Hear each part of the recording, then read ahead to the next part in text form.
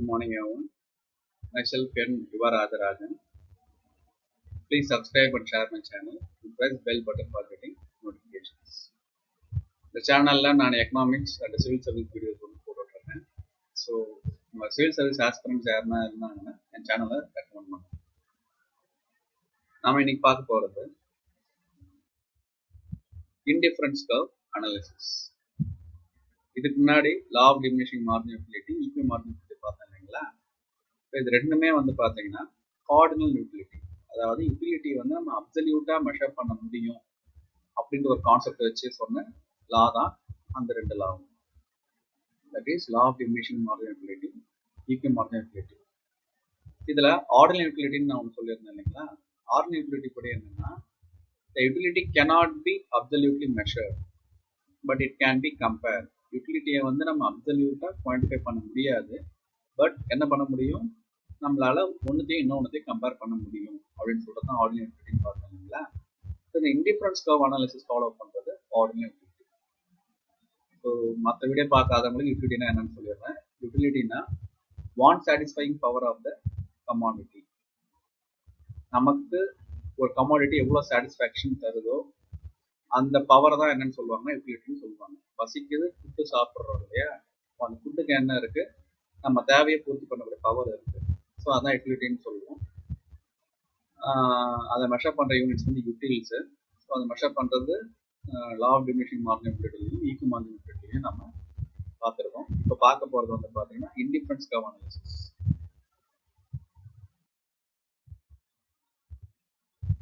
Modern economics வந்து என்ன சொல்றாங்கன்னா, கார்டினல் மெஷர் ஆஃப் யூட்டிலிட்டி வந்து சரி கிடையாது அப்படின்னு சொல்றாங்க. ஆல்ரெடி நான் ஈக்வி மார்ஜினபிலிட்டியோட லிமிடேஷன்ஸ் சொன்னதில் சொல்லியிருக்கேன். என்கிட்டே கொடுத்து கேட்குறீங்கன்னா, இன்னைக்கு நான் ஒரு எவ்வளோ சாட்டிஸ்ஃபேக்ஷனா, இன்னைக்கு 10 யூனிட்ஸ் ஆஃப் சாட்டிஸ்ஃபேக்ஷன் சொல்லுவேன், 10 யூனிட்ஸ் ஆஃப் சாட்டிஸ்ஃபேக்ஷன் சொல்லுவேன். இதே நாளைக்கு கேட்குறீங்கன்னா 20 யூனிட்ஸ் ஆஃப் சாட்டிஸ்ஃபேக்ஷன் நான் சொல்லலாம்.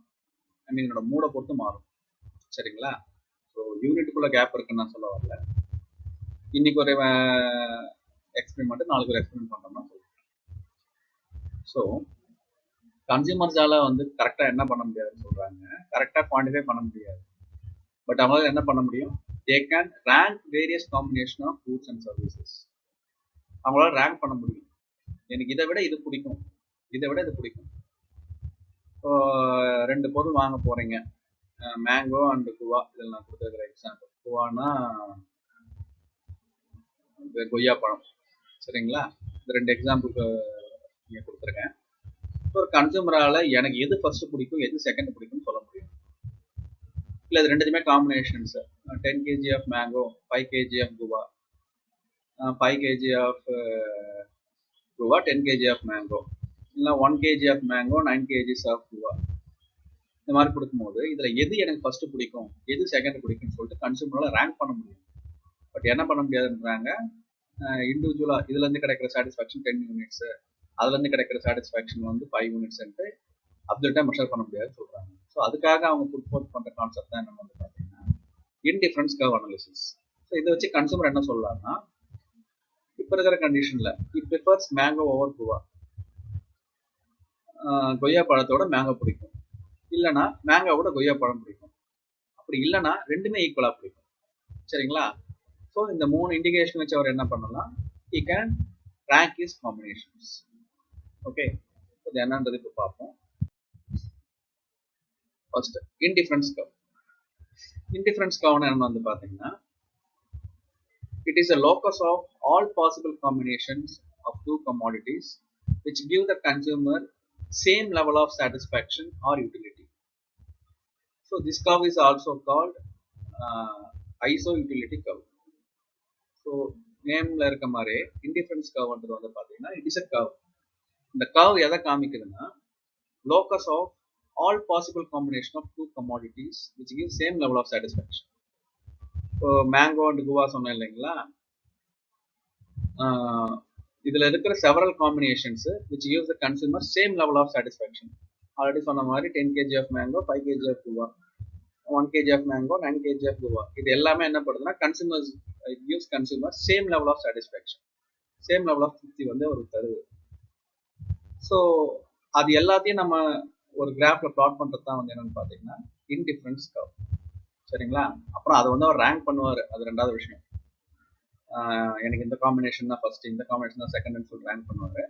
பட் இந்த எல்லா காம்பினேஷனும் என்ன பண்ணுதுன்னா, it gives the same level of satisfaction to the consumers. Okay, so இது எல்லாத்தையும் ஒரு கிராஃபிக்கலாக ரெப்ரசென்ட் பண்ணுறது தான் என்னன்னு வந்து பார்த்தீங்கன்னா இன்டிஃபரன்ஸ் கர்வ்.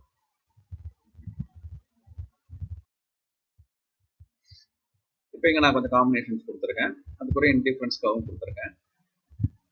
ஸோ இந்த காம்பினேஷன் வந்து பார்த்தீங்கன்னா இப்போ 1 unit of mango, 15 units of guava, 2 units of mango, 10 units of guava, 3 units of mango, 6 units of guava. இந்த எல்லா காம்பினேஷன்ஸ் என்ன பண்ணுதுன்னா, it gives the same level of satisfaction to the consumers. சரிங்களா? But consumers என்ன prefer பண்றாரு, இந்த combination தான் first வேணும்னு கேட்கறாரு. அதாவது 1 unit of mango, 15 units of guava. So இது கிடைக்காத பட்சத்தில் செகண்ட் காம்பினேஷன் என்ன சொல்றாரு, 2 units of mango, 10 units of guava. So இதில் வந்து பார்த்தீங்கன்னா சப்ஸ்டியூஷன் அப்படின்ற ஒரு பிரின்சிபல் அப்ளை ஆகுது, புரியுதுங்களா? ஸோ ஒரு யூனிட் ஆஃப் மேங்கோ அதிகமாக கிடைக்குதுன்னா consumer is ready to decrease 5 units of guava. 5 unit குறைச்சிட்டு 10 யூனிட்டுக்கு வந்துடுறாரு. எதுக்கு? 1 யூனிட் ஆஃப் மேங்கோ வந்து எக்ஸ்ட்ரா கிடைக்குதுன்னு போது. ஸோ இந்த சப்ஸ்டியூஷன் வந்து பார்த்தீங்கன்னா 1 unit of mango is equal to 5 units of guava இருக்கும். இப்போ இந்த கேஸ் வாங்க, தேர்ட் யூனிட் ஆஃப் மேங்கோ கிடைக்கும் போது என்ன பண்றாரு, he is ready to decrease 4 units of guava. So 10லேருந்து எதுக்கு வந்துடுறாரு, 6க்கு வந்துடுறாரு, 4 மைனஸ் பண்ணிட்டு. ஸோ இங்கே என்ன ஆகுது, 1 unit of mango is replaced by 4 units of guava. So இந்த மாதிரி எல்லா காம்பினேஷனையும் சேர்த்து ஒரு கிராஃப்ல பிளாட் பண்றாங்க இல்லையா, இதுக்கு பேர் தான் வந்து பாத்தீங்கன்னா இன்டிஃபரன்ஸ் கர்வ்.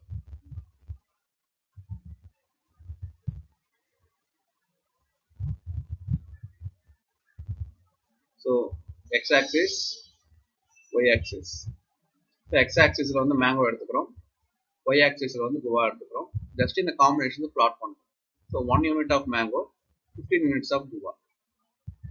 ஸோ மேங்கோல ஒரு unit, 15 unit of guava. So இங்கே பாயிண்ட் பண்ணிக்கிறோம். Second 2 units of mango, 10 units of guava. So 2 units of mango, 10 units of குவா.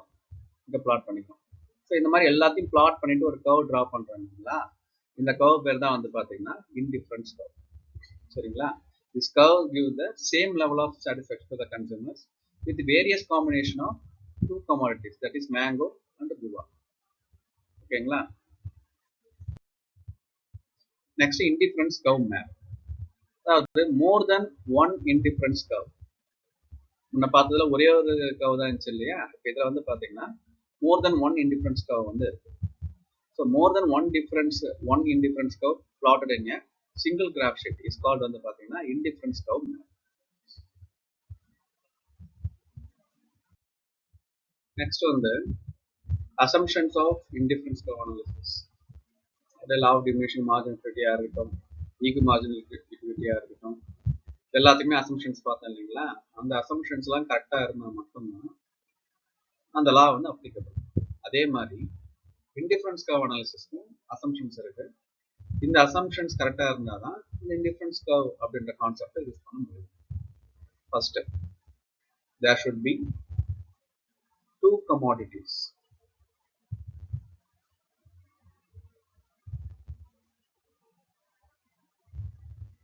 கமாடிட்டிஸ் வந்து மொத்தம் 2 இருக்கணும். ஸோ 2 கமாடிட்டி இருந்தால் தான் என்ன பண்ண முடியும், வேரியஸ் காம்பினேஷன்ஸ் கொடுத்து கன்சூமர் வந்து ரேங்க் பண்ண முடியும். ஸோ 2 கமாடிட்டிலாம் என்ன பண்ண முடியாது, வேரியஸ் காம்பினேஷன்ஸ் வந்து நம்ம பார்க்க முடியாது. செகண்ட், நான் சாட்டிலிட்டி. சாட்டிலிட்டினா சாட்டிஸ்ஃபேக்ஷன் ஆல்ரெடி பார்த்துருக்கோம் பாண்ட்ஸில். நான் சாட்டிலிட்டினா the consumer will not attain saturation or satisfaction. He will try to go upper in the indifference curve. So consumer எப்பவுமே என்ன பண்ணுவாரு, 2 காம்பினேஷனும் அதிகமாக வேணும்னு நினைப்பாரு ரெண்டுத்துலையுமே.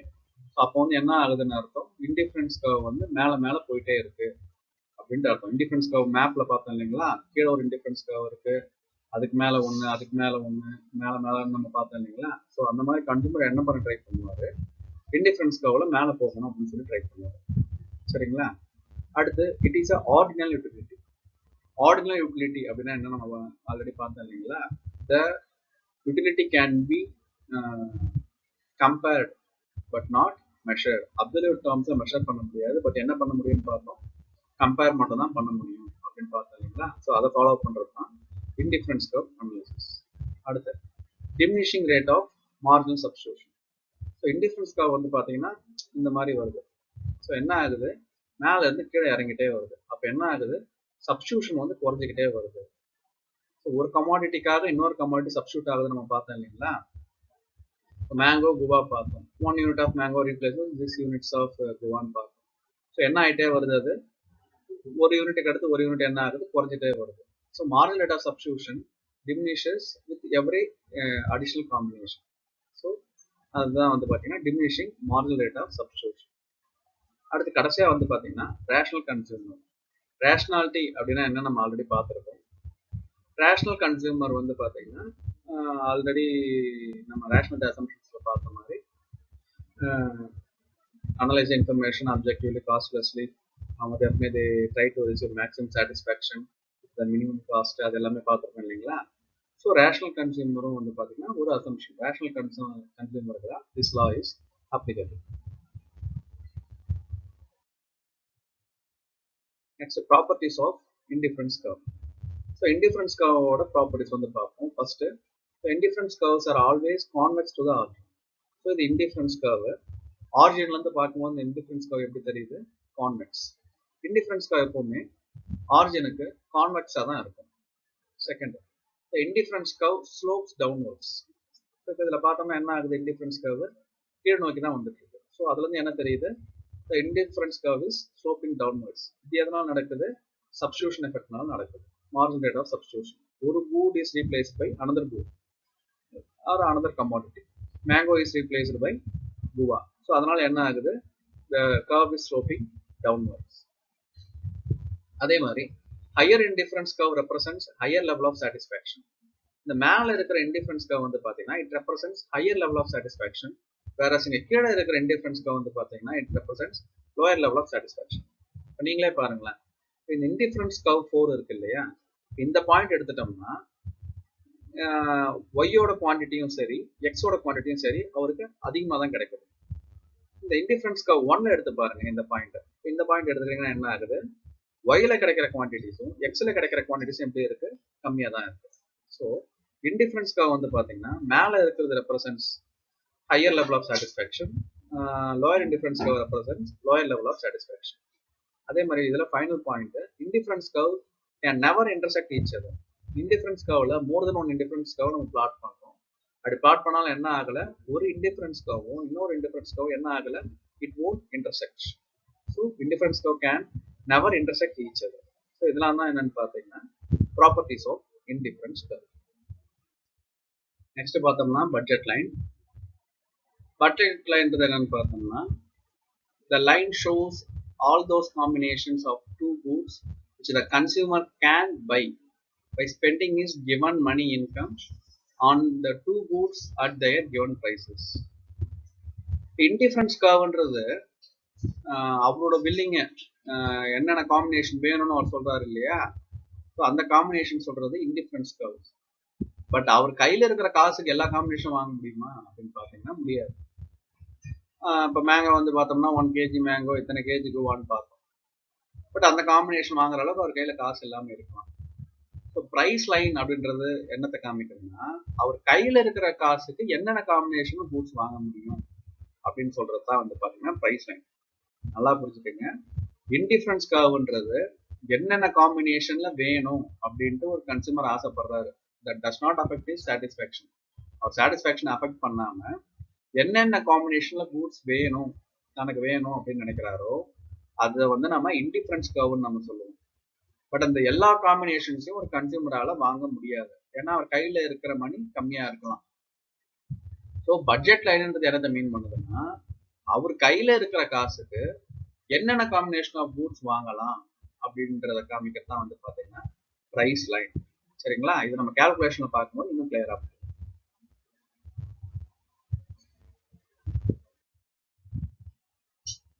Next consumer equilibrium.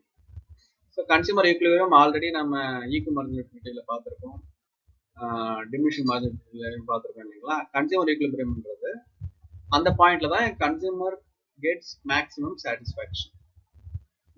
இப்போ இன்டிஃபரன்ஸ் கர்வ்ல இன்டிஃபரன்ஸ் கர்வ் மேப் பார்த்தோம். இப்போ இதில் வந்து பார்த்தீங்கன்னா நிறைய கர்வ்ஸ் இருக்கு. ஸோ மேலே இருக்க கர்வ் வந்து ஹையர் லெவல் ஆஃப் சாட்டிஸ்ஃபேக்ஷன், கீழே இருக்கிற கர்வ் வந்து பார்த்தீங்கன்னா லோயர் லெவல் ஆஃப் சாட்டிஸ்ஃபேக்ஷன். இந்த மாதிரி இருக்கு. எப்பவுமே கன்சூமர் என்ன பண்ண ட்ரை பண்ணுவாங்க, they want to increase their satisfaction. இப்போ இதில் வந்து அவரோட சாட்டிஸ்ஃபேக்ஷன் வந்து சே ஒரு 100, இதில் ஒரு சாட்டிஸ்ஃபேக்ஷன் 200, 300, 400 அப்படின்னு வச்சுக்கிட்டிங்கன்னா மேலே இருக்கிறது 400 தான் அதிகம், கீழே இருக்கிற 100 வந்து கம்மி. ஸோ ஒரு கன்சூமர் என்ன பண்ணுவார், சாட்டிஸ்ஃபேக்ஷன் அதிகமாக இருக்கணும்னு தான் நினைப்பார். பட் அவர் கையில் இருக்கிற பட்ஜெட் அதுக்கு இடம் கொடுக்குமா, கொடுக்காது. ஸோ அவர் கையில் இருக்கிற காசுக்கு எது மேக்ஸிமம் சாட்டிஸ்ஃபேக்ஷன்றதை நம்ம கண்டுபிடிக்கிறது தான் இந்த இடத்துல கன்சூமர் ஈக்விலிபிரியம். ஸோ இது எப்படி கண்டுபிடிக்கலாம், ஸோ அவர் கையில் இருக்கிற காசுக்கு என்னென்ன காம்பினேஷன் வாங்க முடியும். ஸோ இதை வந்து நம்ம ப்ரைஸ் லைன் சொல்லிட்டு இங்கே ட்ரா பண்ணியிருக்கோம்.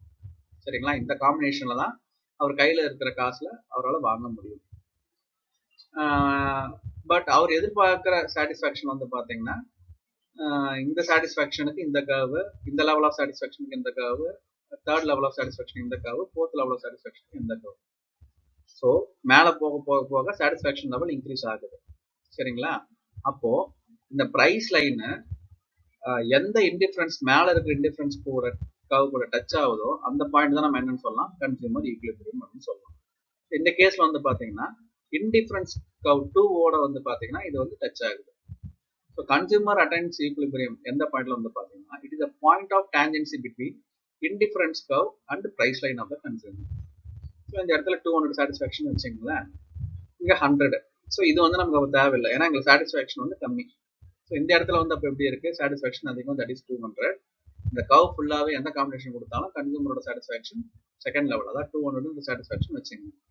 அவர் கையில் இருக்கிற பட்ஜெட்டில் இந்த காம்பினேஷன் வந்து அவருக்கு வந்து எப்படி இருக்கும், it gives maximum satisfaction. So இந்த இடத்துல வந்து பார்த்தோம்னா ஸோ இது மேங்கோன்னு வச்சுப்போம், 10 units ஆஃப் மேங்கோ, இது கோவா வந்து 20 units ஆஃப் கோவா அப்படின்னு பார்த்தீங்கன்னா 10 units of mango and 20 units of guava தான் வந்து பார்த்தீங்கன்னா கன்சூமர் அட்டைன்ஸ் ஈக்விலிபிரியம். ஸோ இது நம்ம கேல்குலேஷன் பார்ப்போம். ஸோ ப்ராப்ளம் இதை கொடுத்துருக்கிறத வச்சு என்ன சொல்கிறாங்க, மொத்தம் 3 இன்டிஃபரன்ஸ் கர்வ்ஸ் வந்து கொடுத்துருக்காங்க. ஸோ இது வரைக்கும் தனி, இது தனி. ஸோ இது QX QY, இது QX QY, இது QX QY. ஸோ டோட்டலாக 3 இன்டிஃபரன்ஸ் கர்வ்ஸ் கொடுத்துருக்காங்க. ஃபர்ஸ்ட் என்ன பண்ண சொல்கிறாங்க, கிராஃப் ஷீட்டில் பிளாட் பண்ண சொல்கிறாங்க. ஸோ QX வந்து நீங்கள் X ஆக்சிஸ்ல எடுத்துக்கோங்க, QY வந்து Y ஆக்சிஸ்ல எடுத்துக்கோங்க. ஸோ அதை வச்சு நீங்கள் இந்த பாயிண்ட் பிளாட் பண்ணீங்கன்னா 1,10 அப்படின்னு சொல்லி கிராஃப் ஷீட் பிளாட் பண்ண தெரியும் இல்லையா, 1,10 பிளாட் பண்ணீங்க, 1,10, 2,5, 3,3 பிளாட் பண்ணீங்கன்னா இன்டிஃபரன்ஸ் கர்வ் 1 வந்துடும். அதே மாதிரி 3,10, 4,7 சொல்லிட்டு பிளாட் பண்ணீங்கன்னா இன்டிஃபரன்ஸ் கர்வ் 2 வந்துடும். 5,12, 6,9 இதெல்லாம் பிளாட் பண்ணீங்கன்னா இன்டிஃபரன்ஸ் கர்வ் 3 வந்து வந்துடும். சரிங்களா, இதில் என்ன கொடுத்துருக்காங்கன்னா price of X and price of Y is equal to ₹1. Consumer's income is 10. Draw budget line சொல்லியிருக்காங்க. சரிங்களா, அப்புறம் கடைசியாக என்ன கண்டுபிடிக்க சொல்லியிருக்காங்க, ஈக்விலிபிரியம் ஆஃப் த கன்சூமர் கண்டுபிடிக்க சொல்லியிருக்காங்க. ஸோ நல்லா கவனிச்சுக்கோங்க, price of X and Y ரெண்டு கூடோட ப்ரைஸும் வந்து பார்த்தீங்கன்னா சேம் தான், ₹1 தான். சரிங்களா, கன்சூமர் கையில் இருக்கிற பட்ஜெட்டு ₹10. ஸோ இதை வச்சு நம்ம கன்சூமர் ஈக்விலிபிரியம் வந்து கண்டுபிடிக்க போகிறோம். ஸோ இப்போ இதனால ட்ரா பண்ணோம்னா இந்த மாதிரி வரும். சரிங்களா, ஸோ இது இன்டிஃபரன்ஸ் கர்வ் 1, இது இன்டிஃபரன்ஸ் கர்வ் 2, இது இன்டிஃபரன்ஸ் கர்வ் 3. சரிங்களா, ஸோ ட்ரா பண்ணியாச்சு. இப்போ ப்ரைஸ் லைன் வந்து எப்படி ட்ரா பண்ணுறதுன்னு பார்க்கணும்.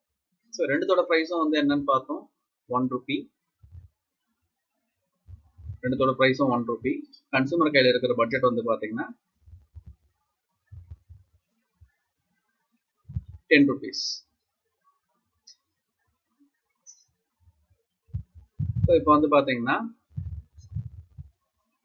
இப்போ கன்சூமரை ஒய்ன்ற கூட வாங்கலை, எக்ஸ் மட்டுமே வாங்குறாரு. புரியுதுங்களா, அதாவது எக்ஸ் மட்டுமே இந்த ₹10 வாங்கணும், ஒய் தேவையே இல்லை, 0. அப்போ பிளாட் பண்ணால் என்ன வரும், ₹1 எத்தனை எக்ஸ் வந்து வாங்கலாம், ₹10 எத்தனை எக்ஸ் யூனிட்ஸ் வந்து வாங்கலாம், 10 யூனிட்ஸ் வாங்கலாம். ஏன்னா ஈச் ₹1, ஈச் வந்து பார்த்தீங்கன்னா ₹1. ஸோ அதனால எத்தனை யூனிட்ஸ் வாங்க முடியும், நம்மளால 10 யூனிட்ஸ் ₹10 வாங்க முடியும். ஸோ 10,0 இங்கே ஒரு பாயிண்ட் வச்சுக்கிறீங்க. அடுத்து இன்னொரு சான்ஸ் வந்து பார்த்தீங்கன்னா எக்ஸ் வாங்கவே இல்லை, ஃபுல்லாகவே ஒய்யாவே வாங்குறாரு.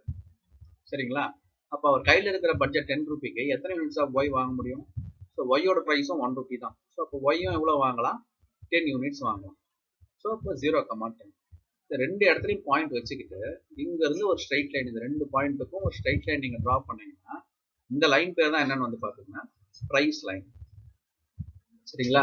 திரும்பவும் சொல்கிறேன், அவரோட பட்ஜெட் வந்து 10 ருபீஸ். ஸோ அவர் எக்ஸ் மட்டும் வாங்குறாரு, ஒய் வாங்கவே இல்லை. அப்போனா 10 ருபீஸுக்கு எத்தனை யூனிட்ஸ் ஆஃப் எக்ஸ் வாங்க முடியும், 10 யூனிட்ஸ். ஏன்னா ₹1 ஒரு யூனிட் ஆஃப் எக்ஸ் வந்து. ஸோ 10 ருபீஸுக்கு 10 யூனிட்ஸ் ஆஃப் எக்ஸ் வந்து வாங்கலாம். அதே மாதிரி அவர் எக்ஸ் வாங்கவே இல்லை, ஒய் மட்டும் வாங்குறாரு. அப்போ எத்தனை யூனிட் வாங்க முடியும், 10 ருபீஸு ஈச் வந்து 1 ரூபி. அகைன் ஒய் வந்து எவ்வளோ வாங்கலாம், 10 யூனிட்ஸ் வாங்கலாம். ஸோ எக்ஸ் வந்து 0, ஒய் வந்து 10. ஸோ 0,10 நீங்கள் பிளாட் பண்ணிக்கணும். இந்த இடத்துல எக்ஸ் வந்து 10, ஒய் வந்து 0. ஸோ இந்த இடத்துல பிளாட் பண்ணிக்கணும். இந்த ரெண்டு பாயிண்ட்டையும் ஜாயின் பண்ணுறோம் இல்லைங்களா, இந்த லைன் பேர் தான் என்னன்னு வந்து பார்த்தீங்கன்னா ப்ரைஸ் லைன். ஓகேங்களா? ஸோ இப்போ இந்த ப்ரைஸ் லைனை கொண்டு வந்து இன்டிஃபரன்ஸ் கர்வ் நான் ட்ரா பண்ணுறேன். ஆல்ரெடி காமிச்சு இந்த 3 இன்டிஃபரன்ஸ் கர்வ் ட்ரா பண்ணியிருக்கேன். ஸோ ப்ரைஸ் லைன் கொண்டு வந்து இதில் ட்ரா பண்ணுறேன். ஸோ இந்த பாயிண்ட்ல வந்து என்ன ஆகுது, the point of tangency between the indifference curve and the price line is called, I mean அந்த position is called consumer equilibrium. சரிங்களா? ஸோ இந்த கேஸ்ல வந்து என்னது 5,5. ஸோ இதுக்கு நேரம் இங்கே 5 இருக்கு, இதுக்கு நேராகவும் இங்கே வந்து பார்த்தீங்கன்னா 5 வந்து இருக்கு. ஸோ கன்சியூமர் எந்த பாயிண்ட் வந்து ஈக்குவலிபிரியம் அட்டைன் பண்ணுறாரு, 5 units of X and 5 units of Y. இந்த இடத்துல தான் என்ன ஆகுது, the consumer attains equilibrium. So law of diminishing marginal utility, equi marginal யூட்டிலிட்டியில் கேல்குலேஷன் போட்டு நம்ம கண்டுபிடிச்சோம். ஸோ இன்டிஃபரன்ஸ் கர்வ் அனாலிசிஸில் நம்ம கிராஃப் வந்து போட்டு கன்சியூமரோட ஈக்விலிபிரியம் வந்து நம்ம கண்டுபிடிப்போம். சரிங்களா? So 3 indifference curves. மேலே இருக்க இன்டிஃபரன்ஸ் கர்வ் வந்து பார்த்தீங்கன்னா gives higher level of satisfaction, lower indifference curve gives lower level of satisfaction. Price line அப்படின்றது வந்து பார்த்தீங்கன்னா கன்சியூமர் கையில் இருக்கிற காசுக்கு என்ன காம்பினேஷன் ஆஃப் கூட்ஸ் வாங்க முடியுமோ அதான் ப்ரைஸ் லைன். ஸோ இந்த பாயிண்ட்டும் இன்டிஃபரன்ஸ் கர்வ் டச் ஆகிற பாயிண்ட் தான் கன்சியூமர் ஈக்விலிபிரியம். ஸோ இந்த காம்பினேஷன் அவரால் வாங்க முடியும் கையில் இருக்க காசுக்கு. ஸோ இந்த இடத்துல அதிகமான சாட்டிஸ்ஃபேக்ஷன் இருக்கு. ஸோ இதுதான் கன்சியூமர் ஈக்விலிபிரியம். ஓகே, ஸோ இதோட இன்டிஃபரன்ஸ் கர்வ் அனாலிசிஸ் முடிஞ்சது. ஸோ நெக்ஸ்ட் வீடியோவில் வந்து நம்ம கன்சியூமர் சர்ப்ளஸ் வந்து பார்க்கலாம். ஸோ கன்சியூமர் சர்ப்ளஸ்ன்றது ரிலேட்டிவ்லி ஈஸியான டாபிக் தான், சின்ன டாபிக்கும் கூட. ஸோ கன்சியூமர் சர்ப்ளஸ்னா என்னன்றதை கமெண்ட் பண்ணுங்க. நெக்ஸ்ட் வீடியோவில் நம்ம பார்ப்போம். Please subscribe my channel, share my channel, and press bell button for getting notifications. My channel name is Rajarajan C11. இந்த சேனலை சப்ஸ்கிரைப் பண்ணுங்க, ஷேர் பண்ணுங்க, நோட்டிஃபிகேஷன் கிடைக்க பெல் பட்டனை ப்ரெஸ் பண்ணுங்க. சேனல் நேம் வந்து ராஜராஜன் C11. எல்லாருக்கும் நன்றி.